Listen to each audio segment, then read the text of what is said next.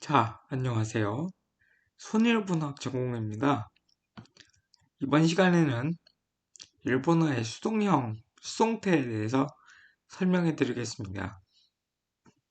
많이 어려우실 수도 있는데, 저도 처음에 이거 공부할 때 되게 좀 애를 먹었던 부분이라 그 마음을 이해할 수 있다고 생각합니다. 그럼 어렵지만 알려드리고 싶은 마음으로 설명해 드리겠습니다. 차례로 넘어가시겠습니다. 차례를 보시면 일본어의 수동형, 수동태란 무엇인가에 대해서 간략하게 또는 자세하게 나와 있고요. 활용법에 대해서도 자세하게 나와 있고 예문을 끝으로 마무리하겠습니다. 그럼 설명 시작하겠습니다. 일본어의 수동형이란 기본적으로 문장에는 능동태와 수동태가 있습니다. 능동태는 문장을 봤을 때 바로 해석과 번역이 가능합니다. 수동태는 바로 해석과 번역할 수 없고 문장을 해부해야 합니다. 주어, 목적어, 수어, 순이 능동태이고 주어가 생략되고 주어가 어떤 대상에게 동사적인 상황에 피해를 보는 문장을 수동태라고 합니다. 간접적인 피해를 당했을 경우에도 수동태를 사용합니다. 그러니까 영어에서 중급 정도 레벨로 올라가면은 수동태를 많이 쓰는 문장이 많이 나오잖아요. 일본어도 회화를 할 때 능동태 형식보다 수동태 형식을 더 선호합니다. 예를 보시면 개가 나를 물었다를 수동태로 바꾸려면 나는 개에게 물렸다, 물림을 당했다 이런 식으로 수동으로 해서 번역을 해야 됩니다. 다음으로 넘어가시겠습니다. 활용법에 대해 설명해 드리겠습니다. 인류동사는 어미를 아모음, 아단으로 바꾸고 레루를 붙입니다. 가능, 종결, 종경, 자발, 수동을 사용할 때는 레루, 라레루 조동사를 사용합니다. 제가 저번 시간에 가능형 할 때 레루, 라레루 조동사가 어떤 형식으로 어떨 때 사용하는지 설명을 해드렸는데 그때 수동을 언급하는 것을 제가 깜빡 잊고 있어가지고 수동 설명을 못 드렸습니다. 그래서 제가 말씀드렸던 건 가능, 종결, 자발 뿐이었는데 생각해보니까 수동을 사용할 때도 레루, 라레루 조동사를 사용합니다. 이류동사는 어미를 버리고 라레루를 접속합니다. 삼류동사는 불규칙이기 때문에 외워야 합니다. 스르, 하다는 사레루, 쿠르는 코라레루.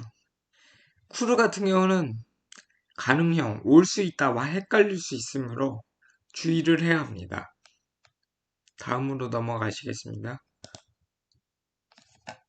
예문으로 자세하게 설명드리겠습니다. 센세가 도모다치오 시카루 선생님이 친구를 야단치다. 수동으로 바꾸면 토모다치와 센세니 이카라레루 친구는 선생님에게 야단맞는다. 야단을 당하다. 여기서 수동태로 바꾸면 조사 가 또는 오가 리로 바뀝니다. 기억하시면 좋겠습니다. 그 다음에 이누가 와타시오 콘다 칸다 개가 나를 물었다. 이게 능동태고 수동으로 바꾸면 이게 와타시와 이눈이 가마했다. 와타시와는 경우에 따라서 생략될 수 있습니다. 그래서 이눈이 가마했다. 나는 개에게 물렸다. 개에게 물림을 당했다. 이런 형식으로 사용할 수 있습니다. 간접적인 피해를 나타내는 예문에 대해서 설명해 드리겠습니다. 아까짱님, 나카레테, 내라레 나갔다. 아기가 울어서 잠을 자지 못했다. 간접적으로 아이가 울어서 잠을 자지 못했다 이거를 와타시와를 생략하고 간접적인 피해를 주는 대상을 나타낼 때 조사 니를 사용합니다. 그래서 와타시와는 생략되고 당하는 주체는 생략되고 피해를 당했다라는 걸 강조하는 수동태가 쓰입니다. 그래서 나쿠를 나카로 바꾸고 레루 조동사를 붙여서 나카레때 내라레 나갔다. 아기가 울어서 잠을 자지 못했다. 간접적인 피해죠. 보통 능동태로 바꾸려면 아까짱가 나 이때 내라레나 갔다. 이거 능동 표현은 그런 식인데 수동태는 아까짱니 나카레때 내라레나 갔다. 이렇게 조사 니를 사용해서 바꿀 수 있습니다. 동사 변환을 이용해서도 일반적인 수동 표현이 가능합니다. 그 다음에 간접적인 피해를 또 설명해 드리자면 토모다치니 코라레때 벤쿄 되기나 갔다. 친구가 와서 공부를 할 수 없었다. 여기서 능동으로 바꾸려면 토모다치가 키때 벤쿄 되기나 갔다인데 당했다는 것을 더 강조하기 위해서 조사 니를 사용하고 수동태 활용을 했습니다. 동사가. 그래서 쿠르를 키대로 해야 되는데 수동태 활용을 해서 코라레때 벤큐 데키나 갔다가 됐습니다. 그래서 직접 간접적인 표현으로 수동 문장이 됐습니다. 아멘이 후라레다. 이거는 어쩌면 직접적인 피해가 될 수 있는데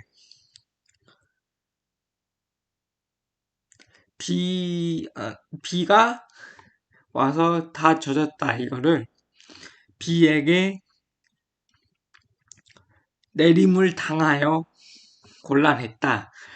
라고 직역을 하면 그렇게 되는데 그냥 편하게 번역하자면 비에 맞아서 곤란했다. 비에 젖어서 곤란했다. 이렇게 표현할 수 있습니다. 그 다음 센센이 요발했다. 이거는 선생님이 부른 거죠.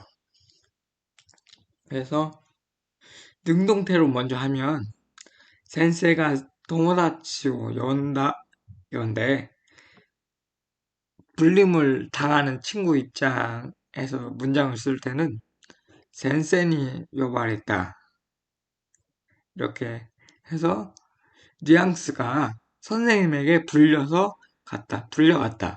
불림을 당했다. 또는 이렇게 번역할 수 있겠죠. 선생님에게 끌려가서 야단을 맞았다. 이런 뉘앙스로도 사용이 가능합니다. 다음 시간에는 사역형을 해보려고 하는데요. 사역형을 영어 하셨으면 조금 이해가 좀 되실 수도 있겠습니다. 주어에게 무엇을 하라고 시키는 문장이 바로 사역형 문장입니다. 음, 그리고 또 일본어에는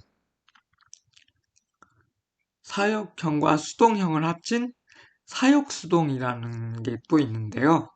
그 사역수동 같은 경우는 나는 주어는 뭐뭐 하기 싫은데 억지로 뭐뭐 해야 한다 라는 뉘앙스를 가진 문장이자 용법입니다. 다음에 더 자세히 설명해 드리겠습니다. 예, 오늘도 강의 들어주셔서 감사합니다. 아리가또 고자이마시다.